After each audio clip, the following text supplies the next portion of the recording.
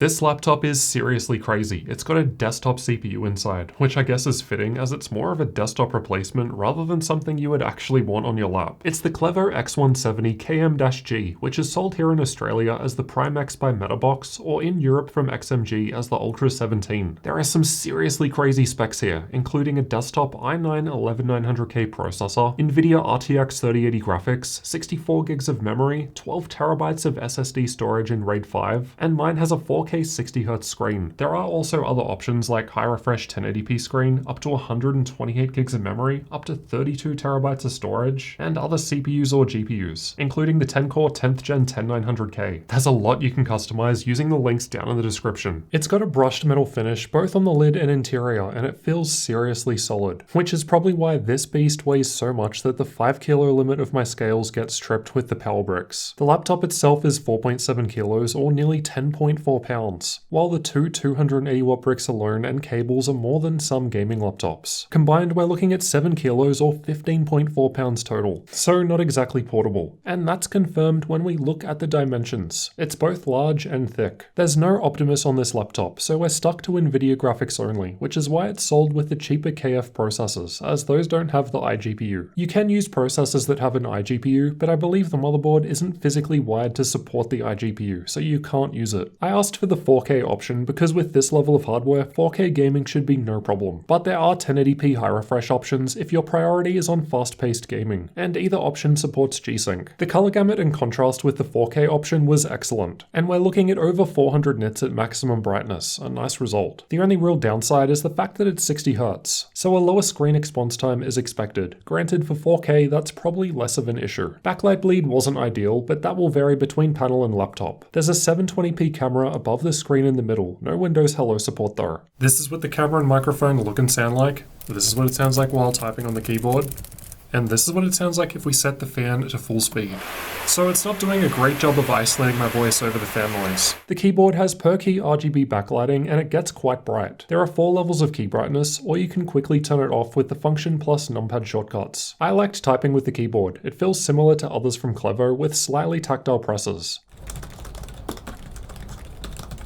Speaking of RGB, there's also a light bar that runs along the back on the bottom, so this alone should probably give us a 50% boost in gaming. This is also controlled with the same software as the keyboard with some built-in effects. The power button is separate to the keyboard, so no chance of an accidental mispress. The precision touchpad is fairly big and works fine. It doesn't click down as it's instead got physical left and right click buttons which aren't super loud and clicky sounding like others. On the left from the back there's an air exhaust vent, SD card slot, 2 USB 3.2 Gen 2 Type A ports, and separate 3.5mm mic and headphone jacks. The right has 2 USB 4.0 Gen 3x2 Type-C ports with Thunderbolt 4, and both have DisplayPort support. A third USB 3.2 Gen 2 Type-A port, there's an air exhaust vent on this side too, and Kensington lock up the back. Granted, no one will be stealing this thing without skipping ARM day. The rest is on the back between 2 large air exhausts. From left to right, there's a USB 3.2 Gen 2 Type-C port, 2 mini DisplayPort 1.4a outputs, HDMI 2.1 output, 2.5GB Ethernet, and the 2 rectangular charging ports on the right. All of the display outputs connect directly to the NVIDIA graphics, as there's no iGPU used here. And there's also no USB Type-C charging, which I suppose isn't that unexpected given you need both power bricks to actually charge the laptop. It doesn't even charge using just one of those 280 watt bricks, you need both of them. There's basically no flex to the keyboard when pushing down hard, it feels extremely solid, but light touches easily cause fingerprints, though they're not too hard to clean with a microfiber cloth. There was more flex to the metal lid, but the hinges feel quite sturdy so it doesn't really wobble when typing or moving it. The bottom panel is plastic and the back section has plenty of holes for air ventilation with big rubber feet at the back. Getting inside is very easy. The removable battery comes out without any tools needed. Then the rear cover slides back off after taking out 8 Phillips head screws. Inside we've got plenty of cooling. 4 M.2 storage slots which are covered by heat shields with thermal pads and 2 memory slots. The 3 M.2 slots on the left are PCIe 3.0 and can be configured in RAID. 2 of these support SATA drives while all 3 support PCIe drives, while the right slot is PCIe 4.0. Unfortunately, if you use a 10th gen CPU, that slot will be disabled rather than downgraded to PCIe 3. The other 2 memory slots can be accessed by taking out 2 screws from underneath and then carefully removing the keyboard. The keyboard is attached with ribbon cables, so don't just rip it out. It's worth noting that with 11th gen and using 128 gigs of RAM, it will run up to DDR4 2933. If you want DDR4 3200 on all 4 slots, you'll need a 10th gen CPU. The Wi-Fi card is also found around under here too. The front appears to be all speaker grille, but we can see there are 2 speakers on the left and right, with subwoofer on the right here, so on the left when you're sitting in front of it. The speakers sound great for a laptop. They're clear, there's bass, and they can get loud at maximum volume. There is some wrist rest vibration, but I've felt worse in quieter laptops. The latency mon results were looking good too. The 8-cell 97 watt-hour removable battery is an uncommon feature, but in theory, if you can buy a spare, then it would be very quick to swap in a new one. This would be great because battery life isn't amazing as you'd probably expect from this level of hardware inside with no Optimus. The YouTube playback test lasted for less than 2 hours, similar to other desktop replacement machines like Alienware's 51M. Personally, I like to think of the battery as making it more like a UPS. It makes it a little portable and you can move it around if you need to, but you won't be doing any serious work on the battery. Let's check out thermals next. The Control Center software lets us change between different performance profiles, which from lowest to highest are power saving, quiet, entertainment, and performance. The software also gives us some basic CPU and GPU overclocking options, though I had to enable the overclocking menu in BIOS first for this to appear. The options aren't anything special if you're familiar with Intel XTU or MSI Afterburner. We've also got some fan control with the ability of setting the fans to maximum. The idle results down the bottom were a little warm, but no problem. I've run stress tests with both the CPU and GPU loaded up to represent a worst case, as well as playing an actual game. The CPU, shown by the blue bars, was thermal throttling at 98 degrees Celsius in the stress tests when in performance mode. Using a cooling pad wasn't enough to change this, but applying an undervolt to the processor was able to greatly reduce temperatures. Silent mode was thermal throttling on the GPU, whether under stress test or playing a game, but as you'll hear soon, it's extremely quiet, so that makes sense. The game was running much cooler than the stress test once we get into entertainment mode and above. The clock speeds weren't much different in the game outside of quiet mode. I was running at 1440p, so perhaps there's just less load for the CPU as it wasn't otherwise throttling. And like we can see in the stress tests, higher CPU speeds are certainly possible. We're actually able to hit the all-core 4.8 GHz turbo boost speed of the 11900K with the cooling pad and undervolt in place. Technically at this point, we could start trying to overclock in this workload, as the all-core turbo clock is actually being hit, but I haven't done that here. Silent mode is running the GPU up to 60 to 70 watts despite the laptop being almost silent, so lighter weight games should still run okay. Otherwise we can see above 150 watts on the GPU when boosting, but then this lowers a bit when the processor is being smashed. We're seeing over 100 watts for the CPU in the stress test, with the GPU also doing similar. Pretty crazy stuff. This lowers back a bit with the undervolt because this reduces power, and less power means less heat, which is why it was cooler too. Here's how an actual game performs with these different modes in use. Both performance and entertainment mode were reaching the same frame rate at 1440p, and quiet was still above 60 FPS too. Here's how the different modes perform in Cinebench R23. So hardly much difference at all really between entertainment and performance modes, just like we saw in the game. It's not surprising to see that this is the best single and multi-core result I've ever recorded from any laptop, though at the same time I also found it interesting how close some of the Ryzen 9 5900HX mobile chips were. The performance on battery was cut significantly though, half the multi-core score now and being beaten by 6-core options like the Dell G5 SE. Granted, single-core performance is still up there. Now that CPU performance is definitely excellent for a laptop, but as I've shown in this video over here, generally the last gen 10900K is better than the 11th gen 11900K, especially in productivity and multi-core workloads, as the 10900K has 2 extra cores, so it could be worth considering instead. Plus, XMG charges more for the 11th gen option, while here in Australia they're both priced the same. The keyboard is around the mid 30 degrees Celsius point when idling, so normal stuff. With the stress test going, it's only a little warmer, but as we saw earlier, power limits are low, which results in less heat. Entertainment mode is actually cooler despite performing better because the fans increase. And in performance mode, it felt cold to the touch, which is pretty crazy considering what's going on inside. Let's have a listen to the fans.